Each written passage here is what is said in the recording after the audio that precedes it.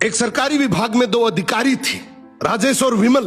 दोनों का पद सेम था, सैलरी सेम थी, लेकिन दोनों की लाइफस्टाइल में जमीन आसमान का अंतर था। राजेश अपनी ईमानदारी के लिए जाना जाता था। वो पुरानी बाइक से ऑफिस आता, सादा कपड़ा पहनता और महीने के अंत में बजट संभालना पड़ता था। इसकी सबसे बड़ी कमाई थी पीस ऑफ माइंड। इसका सर जैसे ही तकिए पर पड़ता तुरंत नींद आ जाती। दूसरी तरफ ये विमल भाई साहब, इनका जिंदगी का बस एक ही मूल मंत्र था, मौका मिले और पैसा ना खाए वो ही मूर्ख है। उसके पास आलीशान गाड़ी, पोस्ट इलाके में बंगला और हर फाइल के बदले टेबल के नीचे मोटा लिफाफा। गरीबों की पेंशन, विधवाओं की सहायता, हर जगह उसने अपना हिस्सा काटा। विमल अक्सर राजेश का मजाक उड़ाया करता था।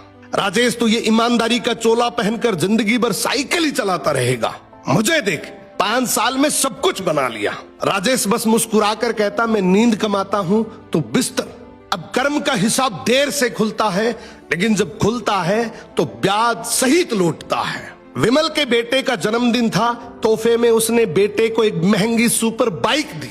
वही बाइक जो रिश्वत के पैसों से खरीदी गई थी। उसी रात बेटा नशे में बाइक चला रहा था, भीषण एक्सीडेंट हुआ। विमल का फोन बजा, उसके होश उड़ गए। डॉक्टर बोला आपका बेटा कोमा में है, हालत गंभीर है, कई सर्जरी होगी, लाखों का खर्च आएगा। विमल चीख पड़ा, पैसे की चिंता मत करो, बस मेरे बेटे को बचा लो। उसने बेटे के इलाज में अपनी सारी काली कमाई लगा दी, महंगी दवाइयां, विदेशी डॉक्टर। लेकिन जिस बेटे के लिए उसने पाप की कमाई जमा की थी वो बच नहीं सका। जो पैसा दूसरों के आंसुओं से आया था, आज उसके अपने आंसू भी नहीं पहुंच सका। बेटे की मौत के बाद घर उजड़ गया, पत्नी डिप्रेशन में चली गई।